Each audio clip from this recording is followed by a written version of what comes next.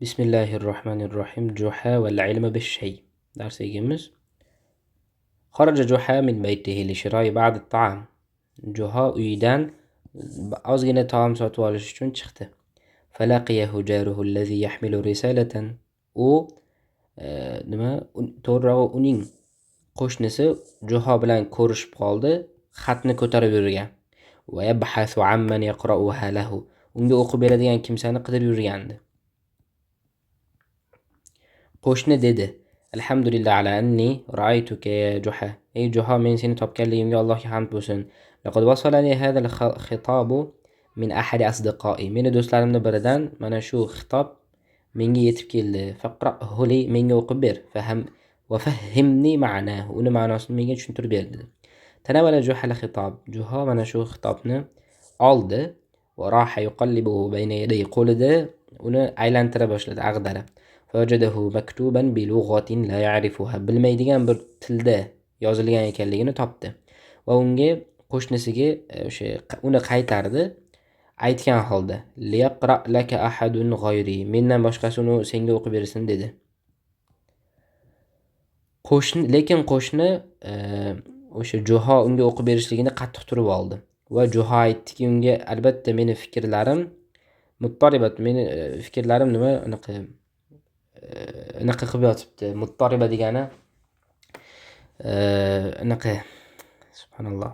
Ittaraba degani notinch bo'lmoqda. O'sha men fikrlarim alg'ov-dalg'ov bo'lib yotibdi.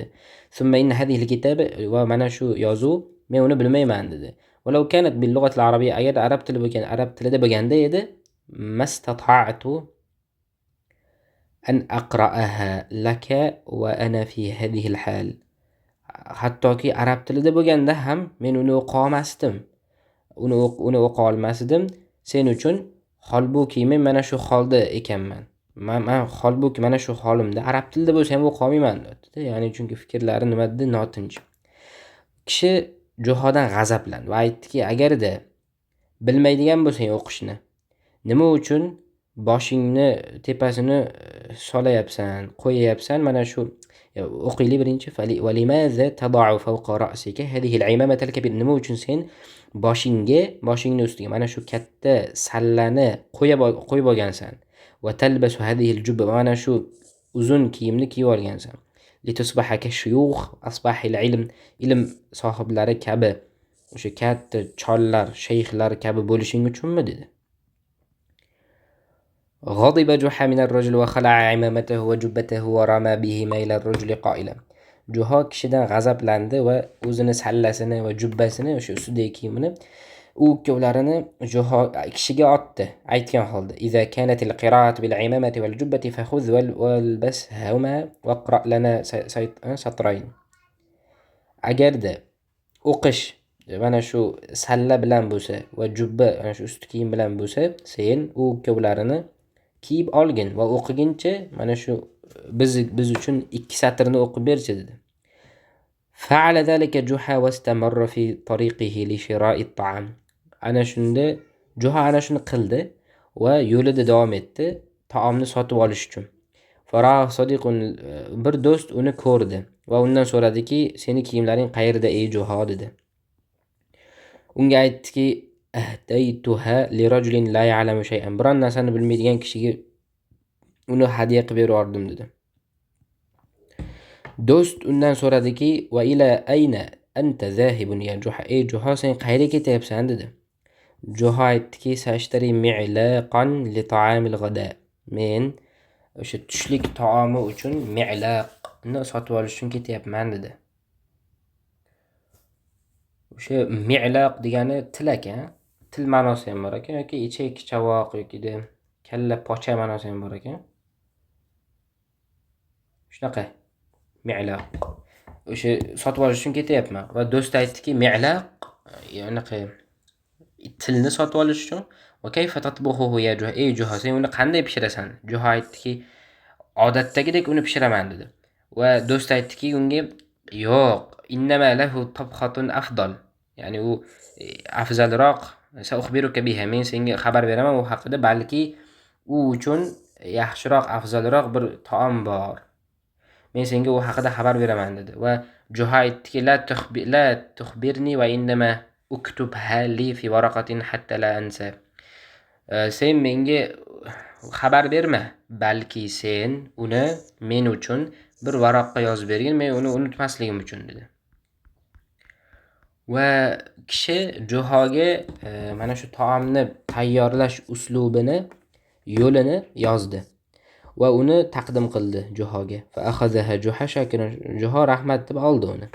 Va zahaba ila ba'i'il luhum, va go'shtlarni sotuvchisiga bordi va undan o'sha tilni so'radi. Tilni o'sha yoki ichak chavoqni so'radi. Nazara al-ba'i'u ila Juha, va sotuvchi Juhoga qaradi va aytdiki, "Maza jara ya Juha? Ey Juho, nima bo'ldi?" deb so'radi. Lam nata'awwad ala ru'yatika biduni al-imamati wal jubba.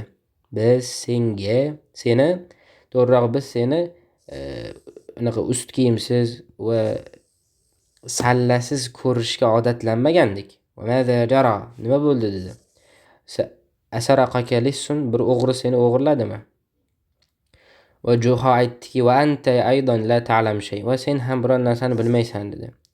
ثم أخذ المعلاق عائدا في طريقه إلى بيته غارقا في بحر أفكاره. O'zini dengiz fikrlariga g'arq bo'lib, uyi tomon yo'lida qaytgan holda tilni yoki ichak chavoqlarini oldi.